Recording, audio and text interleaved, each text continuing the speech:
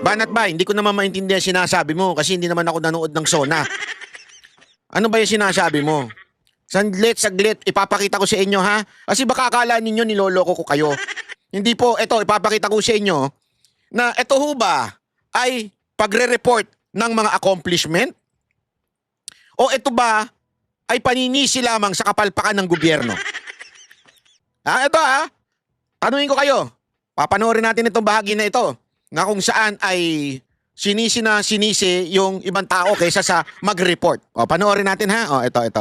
Kamakailan lamang, Oh. nag-inspeksyon ako sa naging epekto ng habagat ng bagyong Krising, Dante Oh. at Emong. Kitang-kita ko na maraming proyekto para sa flood control ay palpak at Oh, sino yung palpak? Ikaw! Bakit kanyo? Yung proyekto daw palpak. Kanino ho bang proyekto yan? Sige nga! Di ba DPWH yan? Oh, kung hindi man DPWH, MMDA yan. Oh, kanino ba under yan? Sa'yo! Sa'yo under yan. Ngayon ka magre-report, sasabihin mo palpak. Palpak ka! Sana ang sinabi mo, ang dami ko hong nakita na mga bahadyan, palpak talaga ako. Gago! Hindi ko kasi binantayan yung DPWH. Yung mga kaibigan ko na kontratista, ay sila lang ang nakinabang. Gago! Bakit hindi ganun? Abay, tinitira mo ngayon yung iba. Sino ba? Alam mo, eto yung ganitong style, nagaya lang niya ito. Alam niyo kung kanino niya nagaya ito? Doon sa kapatid niya. Sa kapatid niya na sinisi na ang buong gobyerno except siya. Ganon din ang ginagawa ngayon ni Marcos. Sinisisi niya yung gobyerno except siya. Alam mo, wala akong problema doon sa yung alam mo na may problema, pero aamin ka, ako yung problema, mali ako eh. Hindi ko nabantayan yung DPWH eh. Hindi eh. Pinaiinit mo talaga ulo ko. umuho. Oh, At yung iba tapos tanginang itong mga amuyong, sabi niya, palpak daw yung yung flood control project. Pumalakpak. Tanginang yan, sabi ko, shit. Anong klase kayong mga kongresista kayo? gumuho. Ba't kayo pumapalakpak? Hindi ko magets eh. Kitang-kita ko na maraming proyekto para sa flood control ay palpak at gumuho. Marami sa flood control, palpak at gumuho. Bakit papalakpak? At yung iba Oh, tuwan-tuwa pa yung mga ulul. Tuwan-tuwa kayo na palpak at gumuho.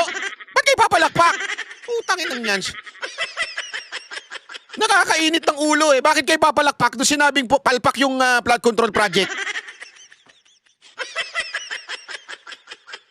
Sino ba nag-aproba niyan? Di ba Kamara at saka Senado? Kayo-kayo rin yan eh.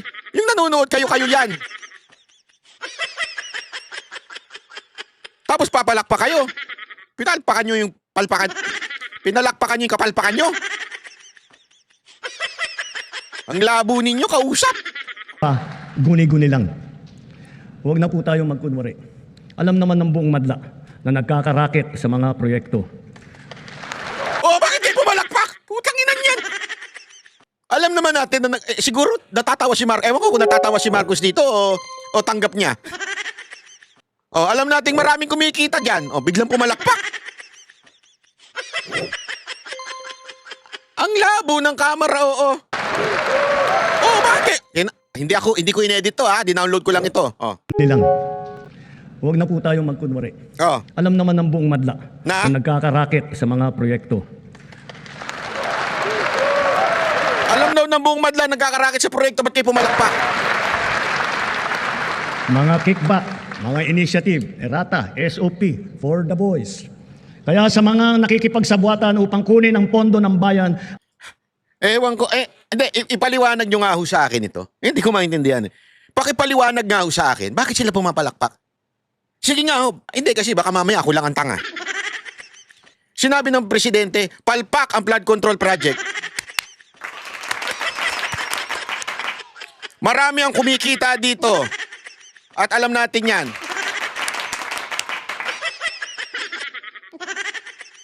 Hindi ko magets eh. Para kang nagsabi ng negatibo, tapos pinalakpakan mo. Parang ganire. Marami dito ang may kabit. Ano sa tingin ninyo gagawin ng asawa ninyo? Di ba sasampalin kayo? Bakit ka pumapalakpak? Marami dito ang nabubuntis na mga YouTuber. Palakpak. Kung nandyan asawa nyo siguro, sampalin kayo nun. Ay, na ba't ka pumapalakpak? Marami nabubuntis na YouTuber, nanganganak daw sa Amerika. Hindi ko talaga magets eh. Ako aaminin ko sa inyo ha. Hindi ko ito magets. Pwede ho bang pakipaliwanag ho dyan sa ibaba? Isulat ninyo, bakit sila pumapalakpak? Bakit sila tuwan-tuwa na sinasabi ni Marcos palpak yung blood control, palpak yung maraming kumikita dito sa blood control pero pumapalakpak sila? Marami daw kumukubrang kickback pero papalakpak. Hindi kaya yung mga pumapalakpak yung mga kontratistang mga congressman? Alam naman natin eh. Kasi kailangan ko pa bang ispellingin yun? Hindi na. Nadimanda na ako eh. I-google nyo na lang. Oh. Maganda siguro, kayo na magpangalan. Sino yung mga kontratistang congressman na na-involve sa kung saan-saang palpak na proyekto? Oh. Clue, bigyan ko kayo ng clue. Binanatan to ni Joel Villanueva. Kayo na magbanggit. At nakawin ang kinabukasan ng ating mga mamamayan.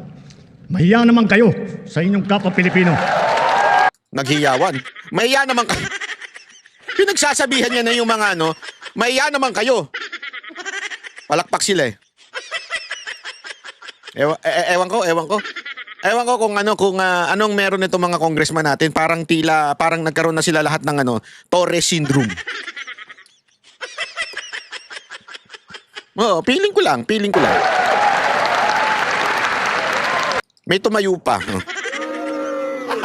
Gago! Mga sip-sip na mga amuyong,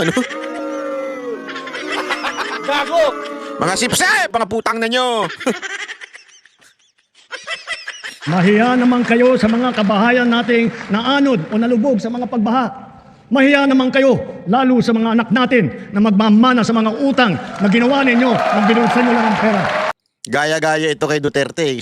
Siguro sinabihan siya na, alam mo, Mr. President, kasi parang totoo yung sinasabi ni Duterte na mahina ka na lang, kaya this time maggalit-galitan ka sa SONA. Hindi, eto to galit-galitan siya dito. Sa loob-loob ko, bakit mo hinayaan? Ang problema, itong mga nakaraang taon, yung mga proyekto na yan, ginawang gatasan ng mga kontratista, mga congressman, at maging DPWH. Hindi naman mangyayari yan kung binantayan mo yan. Kung binantayan mo yan, hindi sana nangyari. Sa'yo yan eh. Under sa'yo ang DPWH. Diba? So bawat proyekto, dapat bago pa ilabas yung pera, tama ba? May kalidad ba? Gumagana ba? Di ba yung halimbawa na nga lang yung sinasabi ni Yorme sa Maynila. Oh, ilang congressman yun na tinutukoy niya. Di ba? Na nagpagawa pero hindi naman gumagana. Oh, sino ba ang gumagawa? Sige nga. Sino bang nagsusupervise niyan? Hindi naman yung congressman eh. Basta siya makahuthot. Basta siya may alat yung project dun sa distrito niya, makahuthot siya dun. Tapos sino na nag-i-implementa ng proyekto? Yung DPWH na. Oh, kung matino kang presidente, kung ikaw ay hands-on na presidente, di bantayan mo dapat, hindi mo binantayan kaya nakalusot tapos maninisi ka ngayon. Hindi ko talaga magets eh, di ba? Hindi ko magets bakit hindi mo binantayan tapos ngayon sisisihin mo yung gobyerno. Sino ka ba? Ikaw yung nasa gobyerno, ikaw ang presidente. Ikaw ang pinakakataas-taasang implementor, executor, kaya nga nasa executive branch ka eh. Ikaw ang mag-i-execute nung mga budget. Kung tama ba ang paggamit. Kasi eto mga kababayan, kahit sabihin natin, halimbawa lang, corrupt talaga. Corrupt talaga yung proyekto sa isang distrito. Kung wari, kumatkong yung meron na sabi mong for the boys, kumatkong yung congressman. Sasabihin niya, oh, gawa ka dito pero 30% sa akin dito Pero kung binantayan mo yung DPWH at tiningnan mo, oh, sandali, bakit ganito yung mga bibili ninyong gamit? Ano ito low quality ito Hindi ito yung nakasulat Bakit ganito to? Hindi, kaya nga alam mo, paulit-ulit natin sinasabi, napaka-importante na naging mayor ang isang mamuno bilang presidente. Kasi nakikita niya eh. Sandali. Di ba? Ito yung ginamit sa parang mali ito Hindi ito fit Hindi ito ayos sa ganitong klaseng proyekto Makikita mo ngayon. Anong ginawa mo? Umupo ka, pinabayaan mo, tapos sa bandang dulo, Hoy, sino kayong mga kumatkong dyan? Tapos na, nakatkong na. Tsaka ngayon maninisi. Tsaka mo ngayon tatanong, iimbestigahan natin to. Tapos na, nakatkong na. Hindi sa akin ang galing yan salita na yan kumubra na ng pera. Tapos na. Tapos na nangyari na. Naubos na yung pera. Hindi na pagawa yung tamang flood control. Kaya nga nagkabaha-baha. Paano mo pagawin? Pananagutin mo. Ngayon may babalik ba? Hindi naman may babalik yan Wala na, olat na tayo. Kung sana binantayan mo simula pa lang, tapos sana usapan. Ngayon naninisi ka na lang. Hindi alam mo, simpleng business lang yan di ba? I mean, palitin mo sa negosyo. Ikaw yung may-ari ng restaurant. Hindi mo naman pwedeng sisihin mo lang na sisihin yung mga waiter mo tsaka yung mga cook mo. Bakit tayo lugi? Ano nangyari sa pagkain natin? Bakit di masarap? Ikaw ang may-ari Ikaw ang naglagay ng manager dyan. Ikaw naglagay ng cook dyan. Ikaw ang naglagay ng kapitan na waiter. Di ba? Ikaw. Lahat sa'yo. Tapos maninisi ka. Bakit mali-mali ito? Kung hands-on ka, binabantayan mo sana yung kitchen. Sinisigurado mo na yung chef mo ginagawang masarap talaga yung pagkain. Binabantayan mo yung mga waiter. Sinisigurado mong nakakapag-serve ng maayos. Hindi, anong ginawa mo? Kumuyakoy ka sa bahay, tapos sinisi mo sila nung nalugi yung negosyo. Pero sino ba naglagay ng mga tauhan doon? Di ba ikaw din? Di ba? Ang simple-simple nito sa totoo lang ako, natatawa lang ako nung binabanggit ito, tapang-tapangan tong presidente nito, walang kwenta. Akala niya nakakatuwa yung tapang-tapangan niya, tapos tuwan-tuwa naman yung mga amuyong niya. Kung sino man yung pumapalakpak dyan, tuwan-tuwa. Parang tanga lang. Wala na, ubos na yung pera. Kaya nga nagkaganyan-ganyan ng baha sa atin dahil naubos yung pera sa kurakot.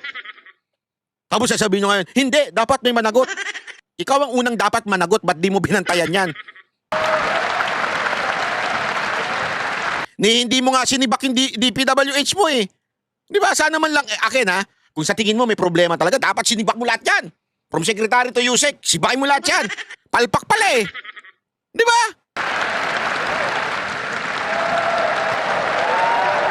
Palakpak pa ng palakpak to mga to.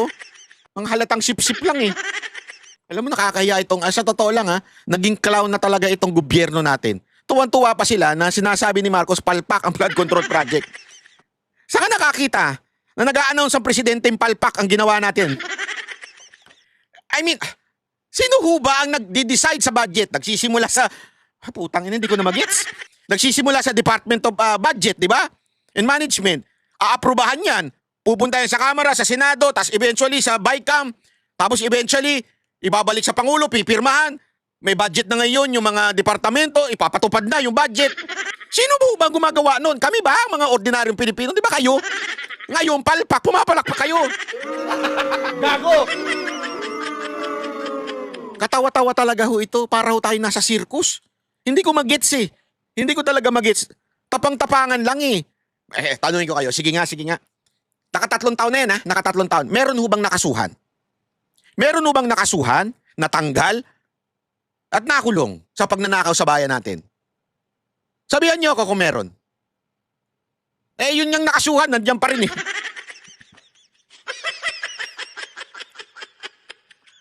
Di ba? Nandiyan pa rin sila nakaupo pa rin dyan Parang tanga lang Sumisigaw pa ng BBM. Ano to? Kagaguhan? Ang tinding kagaguhan ito. Hindi ko talaga mag-gets. Alam mo, minsan maano ka na lang talaga sa bayan mo Parang tayong ginagago na talaga Budol-budol man talaga ito si Marcos Binubudol tayo Tayo na tuwan-tuwa, sinisi yung gobyerno. Sino ba? Gobyerno, di ba kayo? Ang inan yan. Nakakabuisit. Para hindi na maulit, so that this will not happen again. First, the DPWH will immediately submit to me a list of all flood control projects from every region that were started or completed in the last 3 years. Oh. Eto sabi mo, sasagmit sa'yo ilabas mo yan. Pangalanan mo yung mga kontratista. Pangalanan mo huwag yung puro daldal. Aabangan namin yan. Ha? Sabi mo yan, hihingin mo sa DPWH about flood control na ginawa sa bawat distrito. At kung sino yung mga kontratista, sino mga congressman yon. Tandaan ninyo, karamihan dyan, mga congressman din. Second, the Regional Project Monitoring Committee shall examine that list of projects and give a report on those that have been failures, those that were not finished, and those that are alleged to be ghost projects.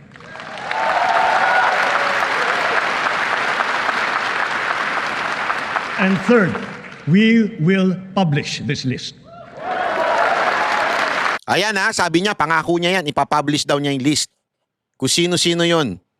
Kung mga kontratista dyan. Tingnan natin, Hindi ako, I'm still hoping that you would do that. Although sabi ko nga, it's too late. Sobrang, hinayaan mo nang mangyari, tapos saka mo na lang ngayon hahanapin kung sino itong mga ugok na to. Tapos na, naubos na yung pera. Ako, mag-e-expect talaga ako na may makukulong na kontratista at saka mga congressman at madidemanda at matatanggal. Sa kamara. Yung mga kontratista na may kinaugnayan sa congressman, matanggal dapat sa kamara. Kasi ako, iba na aamoy ko Iba na aamoy ko dito. Mamaya ikikwento ko sa inyo kung ano naaamoy ko. Isa sa publiko natin ang listahang ito. Kaya ang publiko na saksi sa mga proyektong ito ay malayang suriin ang listahan at magbahagi ng kanilang nalalaman para makatulong sa ating investigasyon.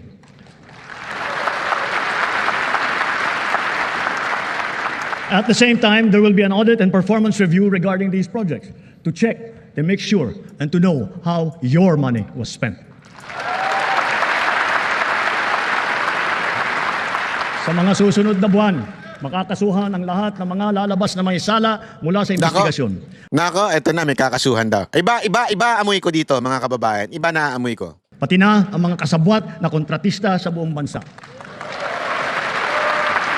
Iba na amoy ko, mga kababayan. Kailangan malaman ng taong bayan ang buong katotohanan. Kailangang may managot sa naging matinding pinsala at katiwalian.